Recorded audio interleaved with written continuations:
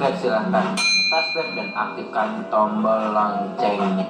Selamat sore, salam sejahtera bagi kita semua. Alhamdulillah, wassalatu wassalamu ala rasulillah Sayyidina wa maulana Muhammad ibni Abdillah wa ala alihi wa sahbihi wa mawala. Asyhadu an la ilaha illallah wa asyhadu anna Muhammadan abduhu wa rasuluhu la nabiyya ba'da. Sini ada tidak jelas kekuasaan. Tinggal jentik selesai yang mengatakan. Nah, harus diuji-uji semua. Jadi kalau hari ini masih tidak ada pandangan-pandangan yang bengkok, yang lagi di dalamnya bodoh.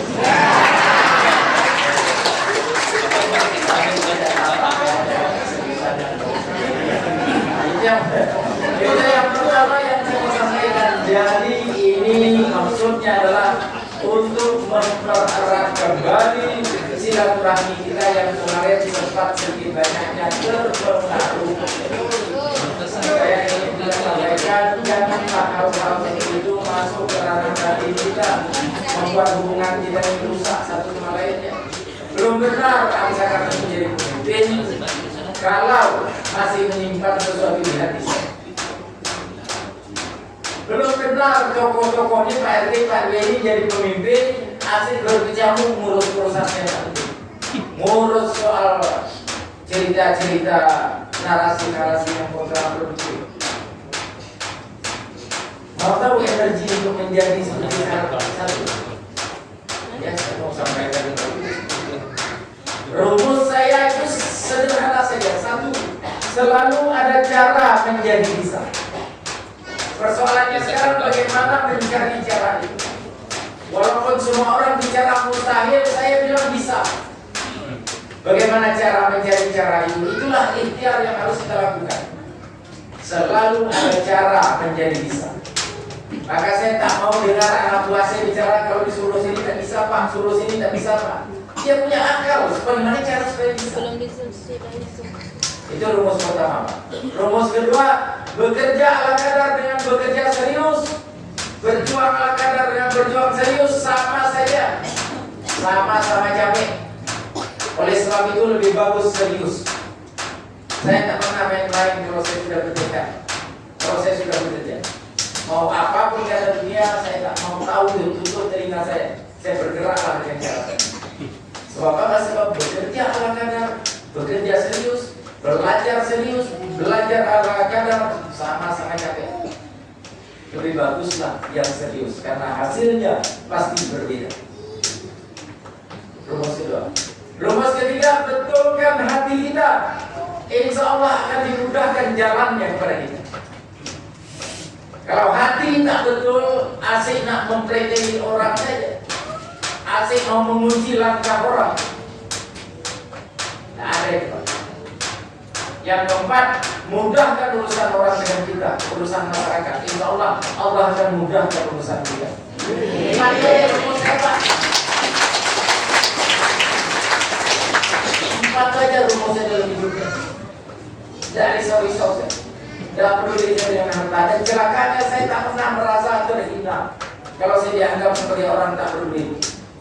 Mau maju, mengandalkan popularitas, elektabilitas, ada isi tasnya. Saya tidak merasa terhina dengan narasi. Saya merasa terhina kalau amanah yang diberikan saya tidak dapat melakukan itu secara baik. Jadi saya bertekad betul mau maju ini Pak Ibu, semata-mata karena saya merasa masih punya energi, semata-mata karena sudah kepala tanggung sudah 27 tahun di rumah besar pemerintah Kota Batam.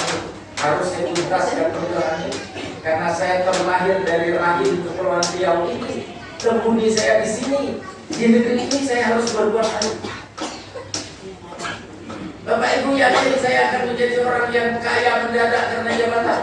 Tidak ada rumusnya bagi yang sadar Pak.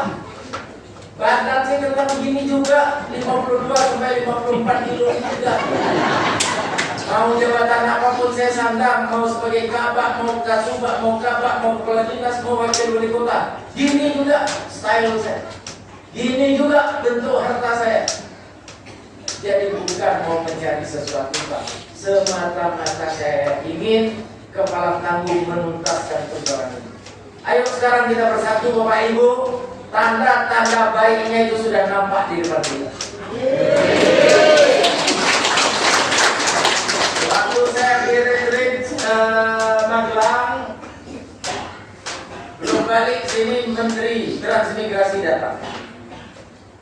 Lalu setelah saya balik, kita diundang berangkat lagi kami sama Pak Kemenang dengan beberapa rekan di PP Batam. Bagaimana soal bisa kaji dia bisa bantu di perumahan proyek transmigrasi. Siapa yang mau? Yang tak mau tidak masalah. Setelah itu balik kami sini, kepala staf kepresidenan, staf presiden datang membantu. Salah satu di antara yang dia bantu itu namanya insenerator untuk pembakaran, tapi tidak ada asapnya, sampah 5 sampai 10 ton per hari. Tapi dia minta juga waktunya Pak. Habis lebaran kemarin pun dia hanya mau sini, tiket yang dicek, tiket yang berdinya, tiket yang pulangnya tidak dapat. Ya betul. Akhirnya sudah berikan semua. Setelah kepala staf kepresidenan jenderal itu datang lagi 3 menteri di sini. 7 menteri, 4 pakai Zoom, 2 menteri, 1 wamen. AHY, Pak Iftikhar dengan wamen ATR menyerahkan sertifikat untuk masyarakat Rempang Galuh. Baru belum sampai 1 bulan Pak. Memang dilantik tanggal 20. Tapi setelah itu saya retreat di Magelang itu, ya tanggal 1 baru saya sampai sini. Malam puasa tarawih itu di Semarang. Karena saya kejar balik ke Batam. Berarti baru 24 hari ini saya masuk kantor. Alhamdulillah sinyalnya ini semakin baik. Nah, kalau energi dengan masyarakat ini dapat kembali kita bangun, buang cerita-cerita keruh itu, ambil yang jernihnya, insya Allah kita bisa membuat lompatan lebih dasar lagi ke depan. Siap Bapak Ibu? Siap? Nah itu yang kedua yang penting. Jadi buang cerita-cerita yang tak penting, jangan menyimpan yang membuat hati kita rusak.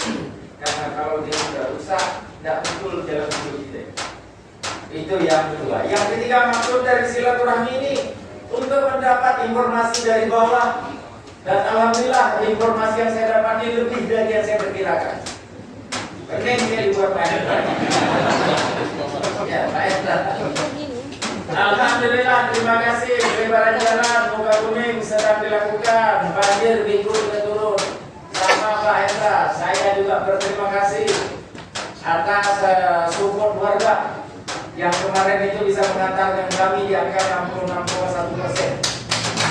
Saya percaya 66,1% itu juga banyak diantaranya dari Bapak dan Ibu sekalian. Maka saatnya saya membalas budi, memberikan yang terbaik, menggunakan energi yang terbaik saya untuk mempersembahkan karya terbaik saya kepada masyarakat Kota Batam ini, istimewanya masyarakat Sungai Beru. Lalu soal sampah. Sampah ini 2 kesempatan dibicarakan oleh Pak Presiden. Jadi Kepala BP dan apa ini?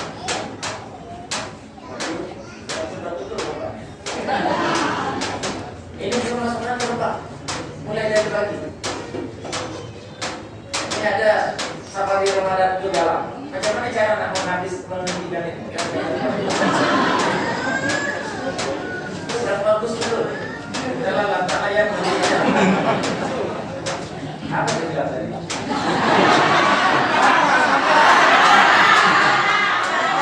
Sampah. Sampah ini menjadi atensi serius dari Bapak Presiden. Di retreat Pak, ketika dia menutup disampaikan dia itu seluruh gubernur, bupati, wali kota. Banyak yang saya sampaikan, tapi yang barangkali bersentuhan dengan pertemuan kita dan terkait dengan kepentingan dengan masyarakat ini, 2 yang ingin saya sampaikan di sini. 1 soal baliho yang berlomba-lomba berserak-serak itu bikin keindahan kota jadi kacau. Dia minta itu ditata. Maka sekarang saya buka tim, saya bentuk tim. Reza Karabi itu setiap malam menyampaikan baliho spanduk yang berserak-serak itu dan dipotong. Nanti kita mau lakukan penertiban yang lebih bagus lagi Pak, supaya ada yang menghadapnya begini, ada juga yang begini. Ya betul sekali, kita tengok betul juga kata Presiden. Berserak-serak orangnya akibat penataan yang ini. Yang kedua yang dia sampaikan adalah soal sampah. Dan sampah itu selama ini pelantikan deputi Kepala BP Batam belum pernah lagi dibuka ruang mengundang secara khusus Kepala BP dengan deputi yang baru dilantik silaturahmi dengan Presiden. Baru semalam Pak kejadian, baru kemarin tanggal berapa tadi? Pelantikan deputi Pak Presiden mengundang masuk di istana. Alhamdulillah nih Pak DPR ini tanda-tanda yang sangat positif Pak. Banyak sejarah seperti dilantik ada pernah undang Presiden. Baru saja mudah-mudahan karena dingin cakar lah yang belum. Itu disampaikan itu Bapak soal keadilan Islam. Karena itulah kemarin saya buat sembara. Saya risau nengok video yang dikirim berlampak-lampak sampah di Batamnya. Bangun pagi Batam FM, masyarakat bilang yang tak beres itu pemerintah. Ayo kita uji. Saya buat malam itu telepon Pak Herman Ruzi. Besok amrolnya apa yang merugikan 14 kantor wali kota. Pegawai dinas kebersihan itu, petugas kebersihan itu apel kan hari Sabtu waktu itu. Lalu Satpol PP Pak Imam kirim 4 peleton. Saya mau apelkan Pak Firman, Pak Yusuf, 3 asisten hadir di apel. Saya buat Pak hari Sabtu. Ini hari apa? Seminggu yang lalu saya sampaikan di situ kepada seluruh itu, saya hari ini bikin kita selesaikan sampah di Batam Kota ini. Minggu berikutnya giliran zaman lain lagi. Minggu berikutnya giliran zaman yang lain lagi. Saya minta disusun oleh Pak Herman Ruzi TK. Nah saat itu saya sampaikan saya menyelenggarakan sayembara. Siapa yang dapat memvideokan orang buang sampah tidak pada tempatnya, bagaimana Excelnya? Model makeup itu atau sedang bawa motor, durasinya 5-7 menit. Saya siapkan waktu 1 bulan dari Sabtu kemarin sampai Sabtu 4 minggu berikutnya. Untuk 3 orang pemenang saya beri hadiah 1 orang 5 juta rupiah. Betul Pak, bukan pakai ini pakai kunci yang sadar. Jadi saya siapkan 15 juta. Nah, bagi masyarakat Sungai Bedok yang mau ikut kirim, nanti setelah video itu diambil kirim ke Kominfo. Apa linknya lupa saya. Sudah diberitakan secara resmi. Nah, silakan kirim videonya di situ, nanti sudah 1 bulan tim itu yang akan menyeleksi yang 3 orang pemenangnya. Mengapa ini saya sampaikan Bapak Ibu? Karena Batam ternyata darurat sampah. Dari satu sisi masyarakat menyalahkan pemerintah tak angkat sampah, tapi setelah saya buat apel itu 3 titik itu saya kunjungi. Malam setelah terawih saya minum di belakang Educate itu. Ya kami acara Partai Nasdem waktu itu. Minum di situ, alhamdulillah sampah di tempat yang pagi tadi sudah berdelau itu telah mulai pulang kurang lebih sebanyak yang tadi pagi diambil. Artinya apa? Entah ayam atau telur ini. Entah pemerintah, entah masyarakatnya. Tapi penting nggak menyalahkan itu, tak penting Pak. Yang penting mengubah perilaku. Yang penting kita bersikap sama untuk menyelesaikan masalah ini. Nggak usah menggaji-gaji asbabun nuzulnya, siapa yang bersalah. Nah, udah ada Pak telepon dari Karasnya. Ayo Pak, satu hari produksi sampah rumah tangga di Batam pada kisaran 850 sampai 1.300 ton. Penduduk Batam 1,3 juta. Kalau diambil angka rata-rata, satu orang memproduksi 1 kilo sampah per hari. Mau kita teruskan ini Pak? Sekarang di TPA Telaga Punggur 7,5 juta ton timbulannya. Kalau ini tak kita selesaikan, diperkirakan 2,5 tahun ke depan atau 3 tahun ke depan, Batam betul-betul bermasalah dengan sampah. Bagaimana cara menyelesaikan? Belilah kita bulldozer, datangkan 14 blok A, masukkan ya Pak Mustafa, Pak Heri. Sekarang sebentar lagi Pak akan masuk itu 40 bin kontainer. Saya distribusikan ke 9 kecamatan ini. Ada yang dapat 4, ada yang dapat 5. Saya harapkan nanti buang di situ sama aja. Kalau memang mau mainnya per jam, main per jam. Mulai dari jam 5 pagi sampai jam 10. Buang sampah supaya mobil kita jelas ngangkutnya. Atau nanti siang jam 2 sampai jam 4. Ini coba pelan-pelan nih Pak, kita atur soal itu. Di samping itu saya minta yang ada bak sampah itu anulah Pak, berdaya guna. Selain itu yang 1 kilo per hari produksi rata-rata kita, tentu saja di luar lagi. Ayo kita kurangi. Ibu, kalau belanja ke DC Mall, setelah beli jilbab, singgah mau beli pakaian anak, tak usah pindah lagi kantong plastiknya, tempatnya sama aja.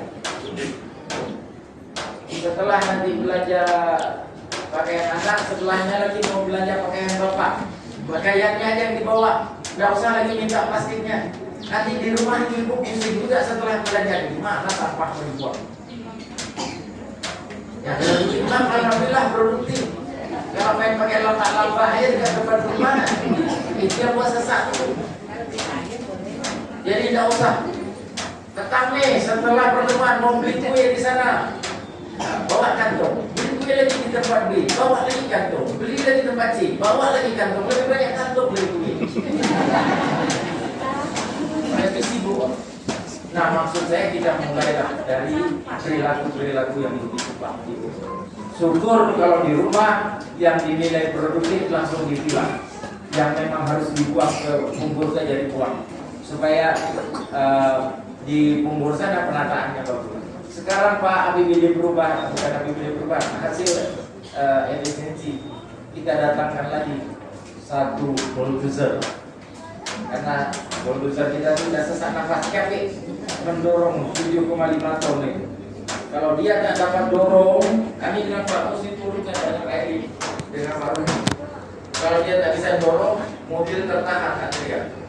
Kalau mobil tertahan sampai pintu kanan dekat pintu masuk itu tertahan, maka di kecamatan tak bisa diangkut. Dia harus didorong dulu karena baru dapat diskon. Jadi bukan soal kenapa barang ini tak diangkut-angkut, kenapa barang ini tak diangkut-angkut. Antara lain karena sananya sudah profit. Jadi penataannya harus dari hulu sampai ke hilir. Dan ini butuh partisipasi warga. Partisipasi warga itu akan jitu kalau RT RW ketua LTM turun ikut serta di dalam. Siap Bapak Ibu? Itu soal sampah, Pak Sendra. Soal banjir. Nah ini kemarin kita sudah lakukan penyemprotan itu Mas. 23 titik banjir di Batam, diperlukan 12 pompa sumur harus resapan dan baru. Dan satu itu angkanya berapa kemarin Pak? 19 miliar. Sesak napas memang tidak. Tapi mau boleh buat. Karena memang kalau sekarang ini luar biasa Pak, hujan 3 jam Batam langsung berenang. Karena apa namanya, efektivitas penggunaan lahannya sudah, lahan kita sudah gelajah semua. Di bandara itu kiri kanan lah, nggak ada lagi apa namanya, catchment area untuk penyangga air langsung turun langsung banjir. Nah itu akibat kita juga sebenarnya pemerintah gegabah main pakai distribusi semua. Berenanglah kemarin depan Kemenko, berenanglah kantor Nongsa, berenang. Betul-betul berenang. Belum nengok lagi kondisi terakhir, apakah kantor Nongsa itu sudah operasional atau belum. Lalu dekat Simpang 3 Nongsa sana, betul-betul tumpah ruah air. Nah, jadi kita berupaya untuk mempersiapkan 12 sumur resapan pompa, ya Bapak. Tapi untuk tahun ini baru satu anggaran kita bisa siapkan 19 M itu di di pasar itu. Saya sampai berangkat ke Marunda, ini bagaimana DKI bekerja sumur-sumur, pompa banjir. Berangkat saya ke Marunda sebelum dilantik. Bagaimana cara mesin itu? Memang mahal biaya, itu pun masih kurang ini Pak. 19 itu masih kurang rupanya. Salah dan perjalanan butuh 10 lebih 29 biaya. Nah, juga mohon supaya tidak membuang sampah sembarangan tuh, Bapak. Kemarin waktu di sebelum banjir, saya turun ke sana. Saya jumpa kasur, saya jumpa lemari pion-pion itu di bawah arus. Ada usaha yang begitu-begitu dibawa ke sana, buangnya ke TPAP. Bentak-bentak air lewat dekat rumah, lempar. Jadi memang pemerintah perlu melakukan koreksi atas kebijakan yang dia buat. Masyarakat perlu juga melakukan koreksi atas perilaku yang kita sudah lakukan sampai dengan saat ini. Ayo kita semua tata kembali, kita buatlah Batam lebih hebat, lebih dasar lagi. Ya Pak stadion ini, alhamdulillah ini masuk dalam tahun anggaran informasi yang saya dapat. Insya Allah. Kemudian jalan S. Parman. Nah ini jalan Pak, kemarin kita lakukan efisiensi dapat 157,7 plus minus 158 M Pak Mustafa.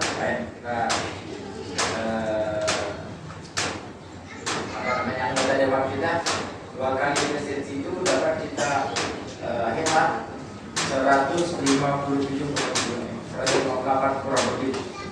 Ya 158 itu 28 nya kita kembalikan karena tugas mandatori, tapi 130 nya kita kembalikan lebih kepada masyarakat. Apa yang diefisiensikan Pak, Ibu, perjalanan dinas beliau harus dipotong 50%. Termasuk juga perjalanan dinas wajib 50%. Kemudian insentif bantuan apa segala macam itu rumah ibadah potong 30%. Tapi karena tak sanggup saya lihat ke RT RW kalau telah dipotong, yang RT RW itu saya dipotong lah sudah. Jadi yang kita lakukan pemotongan rumah ibadah tak dapat memberikan sekitar 100 atau berapa tak, paling 40 bisa dibeli. Karena akhirnya kita perbesar di rumah ibadah ini. Tak apa-apa lah, yang penting serba sedikit dapat. Dapat angka itu 130. Satu, kita beli untuk bulldozer. Yang kedua, kita beli bin container untuk sampah. Yang ketiga, kita perbaiki 2 jalan. Jalan dari Kedukit ke Lail sampai ke underpass Pelita. Itu setiap pagi muncul Batam FM. Nah, selesai baru separuh bulan. Sekarang kita siapkan ini. Yang kedua, dari BI sampai ke arah sana bandara Bank Indonesia sampai ke KDA, simpang KDA.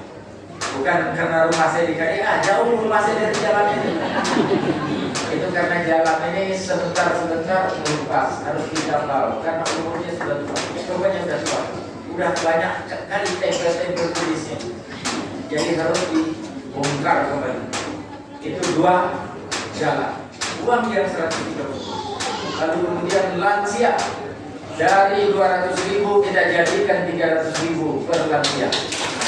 Dari 1.000 orang tambah lagi 1.000, jadi 2.000 orang. Jangan mentang-mentang ada insentif untuk lansia, yang mudah-mudahan cepat-cepatlah nak jadi lansia. Yang berikutnya UHC, Universal Health Coverage, perlindungan kesehatan. Supaya terpenuhi angka 80%, kita posting data angkanya itu tambahannya 23% kita. Tahu angkanya berapa? Tapi banyak miliarnya. Sehingga 80% warga Batam itu nanti kalau berobat dijamin gratis. 23% Pak dari angka 130 M yang kita lakukan. Apalagi yang kita siapkan, pinjaman bergulir, dana koperasi usaha mikro sampai dengan 20 juta, 0% suku bunganya. Kemarin untuk 1000 UMKM, kita tambah lebih dari 2000 UMKM. Nah, lalu masuk sana.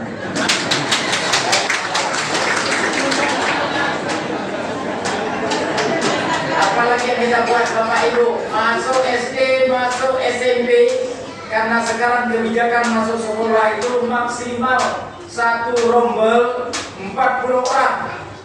Kemarin kan di Menjadian itu permak itu ada 50, ada 55 orang satu lokal. Sekarang tidak bisa lagi, harus 41 lokal. Jadi pasti akan ada yang nanti tidak dapat lokal di sekolah negeri.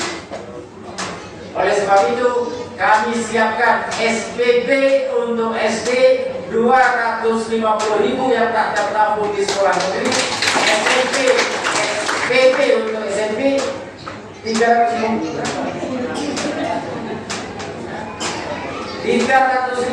Saya lupa dengan anak kami Pak. Tak lama saya dengan anak kami, 2 hari saya lupa.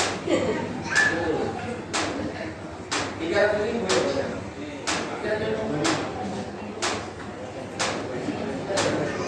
300 untuk masuk SMP. Jadi nanti jangan berkecamuk lagi Bu. Kalau tak dapat masuk di SD, tak usah di SD apa ini. Tak usah dipaksakan. Masuk ke SMP swasta pun, SD swasta pun tidak apa-apa. Sudah di cover oleh Al-Zakat Ahmad dan Al-Zakat.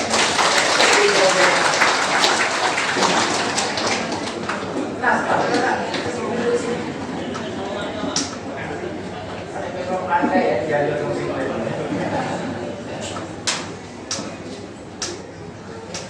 Nah tapi itu tetap juga dialas di waktunya untuk keluarga yang tidak mampu. Kalau kopi itu masa nggak kita bayar? Masa fair kan? Keluarga yang tidak mampu itu dalam pengertian ya. Setelah nanti ada kita jelaskan ini ya. Tapi masuk semua warga. Nah ini Bapak Ibu, inilah persembahan permulaan yang bisa Al-Zakat Ahmad Claudia Chandra berikan kepada masyarakat Batam. Bahkan angka mobil 3,6 miliar untuk mobil dinas wali kota baru 2 kilo wali kota baru. Saya bilang balik aja lah. Saya cek mobil yang dipakai Pak Rudi masih bagus, sudah yang ini aja lah. Gak usah lagi. Saya cek mobil yang dipakai Ibu ini yang di BP-nya masih bagus. Udah, kami sepakat. Udah Pak, kita kembalikan aja kepada masyarakat.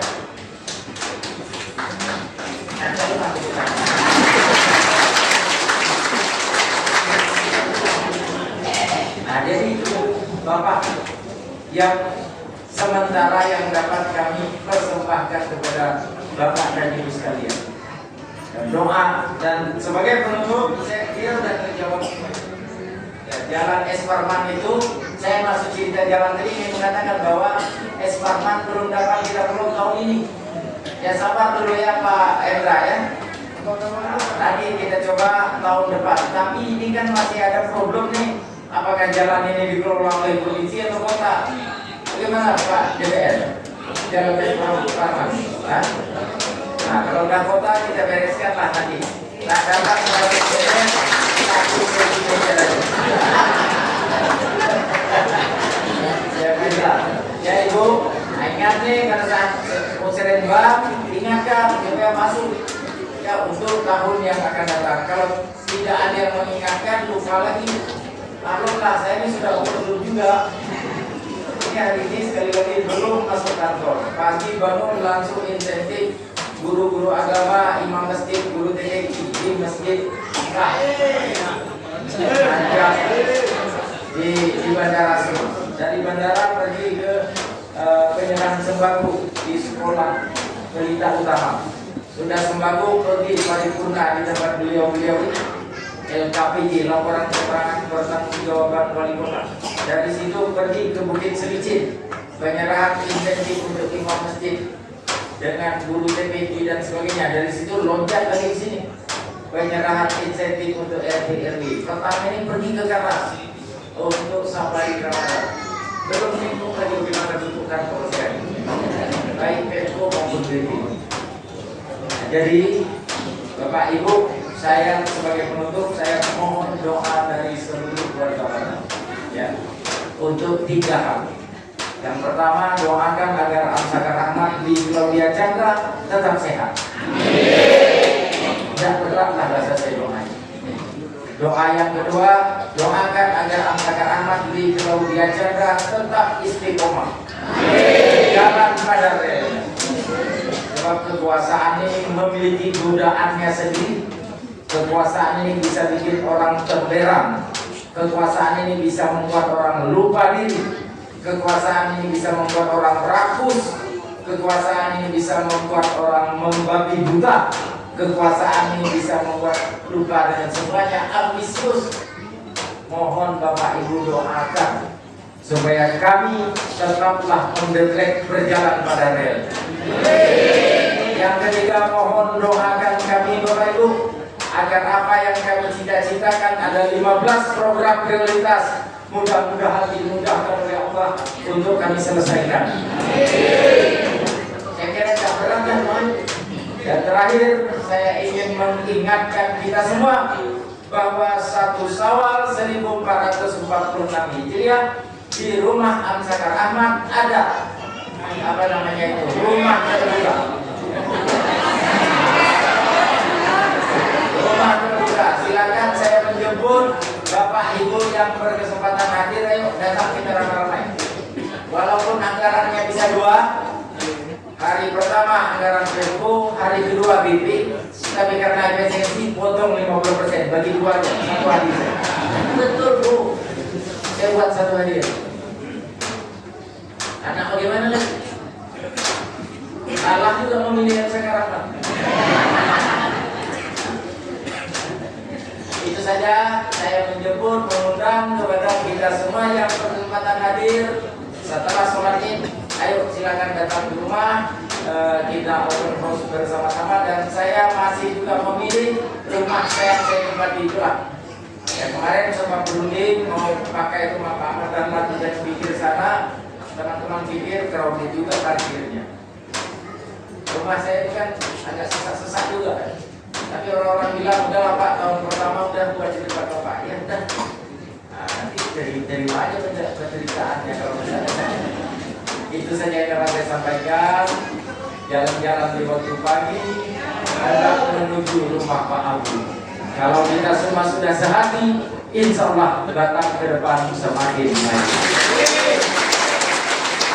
Belum ini tidak di atas sekarang. Betul kata Datuk Neni, sudah duduk, boleh tak? Terima kasih.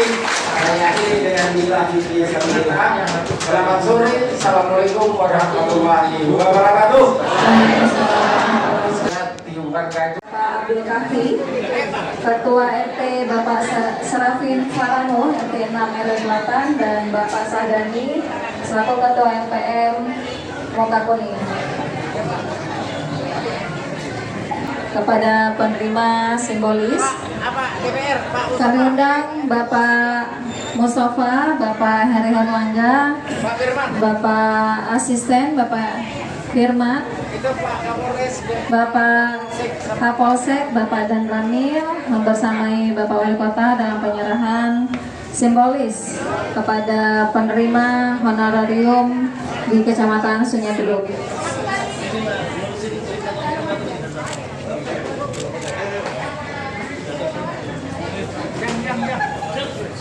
dilanjutkan oleh Bapak Anwar Anas.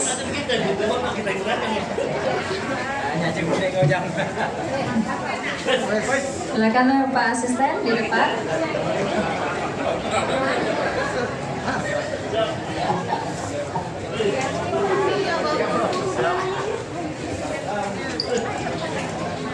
Baik.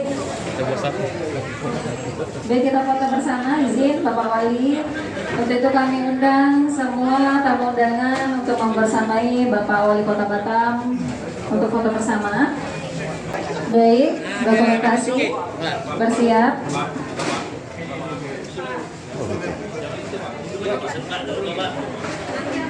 Baik, berikan senyum yang ceria.